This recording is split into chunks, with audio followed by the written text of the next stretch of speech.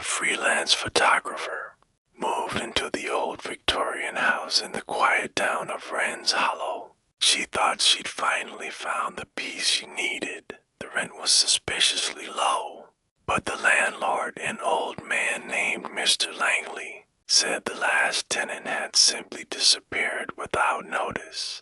The house creaked like it was whispering secrets. Doors closed on their own, and sometimes at night, Mira could hear soft footsteps upstairs when she lived alone. One night, while editing photos in her dark living room, Mira noticed something chilling in every picture she had taken inside the house. There was a faint shadow in the corner, a man, always in the same spot, watching. She tried to brush it off as a lens issue, but it got worse. She began waking up with scratches on her arms and bruises on her legs. One night, she woke up at 3:07 a.m. to the sound of heavy breathing right next to her bed. The room was ice cold. She reached out, nothing. The next day, determined to get to the bottom of it, she went to the town library and dug up old newspapers. What she found made her blood run cold. Over the last 30 years, every tenant in that house had disappeared, all around the same time of year, mid-autumn. All of them had lived there alone. Then she saw it, a photo of the house from 1993. In the window stood the same shadowy man from her photos.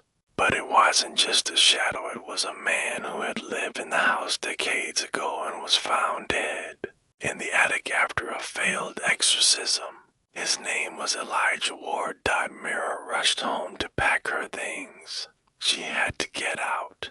But the moment she entered the house, the door slammed shut behind her. Locked-out lights flickered. The air thickened. She ran upstairs to grab her camera and phone, but when she entered the room, everything had changed. The walls were rotting. Black mold spread like veins. The window was bricked up, and standing in the corner where the shadow always was stood Elijah. Pale, eyeless grinning, he whispered, "You saw me, now you stay." Mira screamed and ran toward the door, but it wouldn't open. Every door she tried led her back to the same room. Elijah followed, step by step. The next morning, the neighbors saw the front door wide open, but Mira was gone.